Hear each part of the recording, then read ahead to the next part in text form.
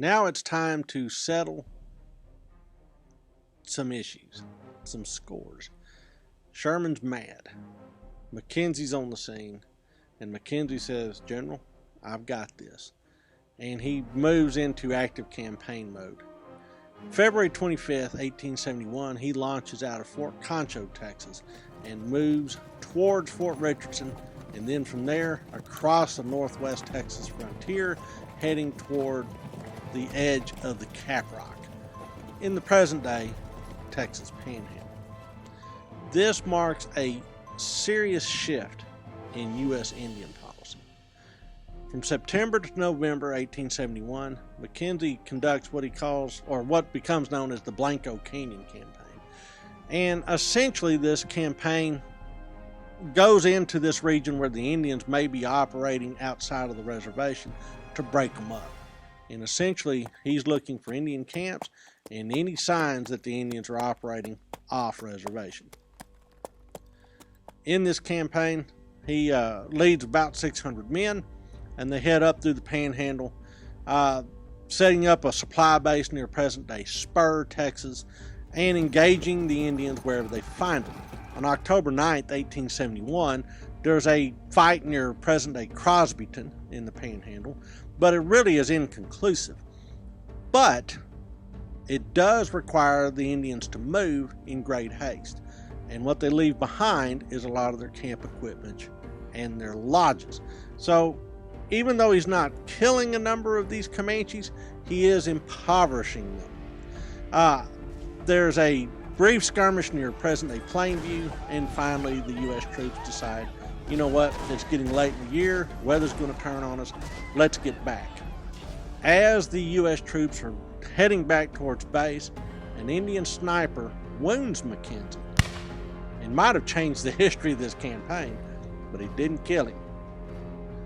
The following year, from July to October of 1872, McKenzie launches another campaign into the Texas Panhandle and into eastern New Mexico that becomes known as the Yano Estecado campaign.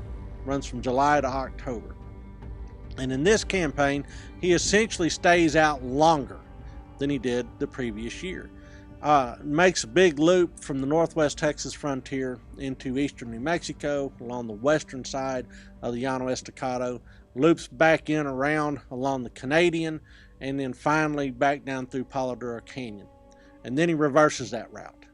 So in these maneuvers in the Texas Panhandle, he has a number of encounters, but the most decisive occurs on September 28, 1872, known as the Battle of McClellan Creek.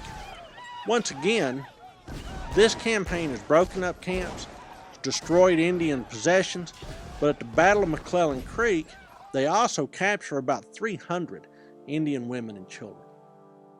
The Comanches are seriously hurt, and the United States forces lose very few men.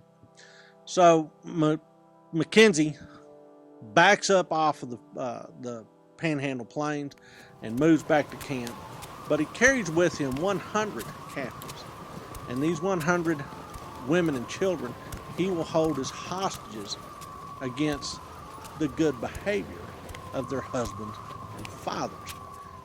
Essentially, it's simple hostage taking.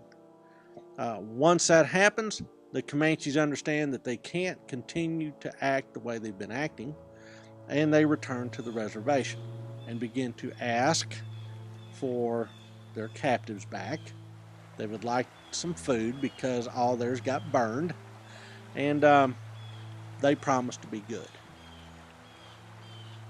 Well, with those campaigns behind them, the Comanches appear to be essentially bedded down, and the hostiles are no longer hostile because they have figured out there is no future in their hostility. And McKenzie is actually reassigned down to the Texas-Mexican border. There was a number of other Indian groups like the Kickapoos that were doing cross-border raids into Texas. McKenzie goes down to the present-day Eagle Pass, Fort Clark region, and does several campaigns into Mexico that irritate the Mexican authorities, but ultimately checks those Indian depredations along that frontier as well. Well, who's watching the Northwest Texas frontier now that the United States Army has shifted its emphasis? Easy.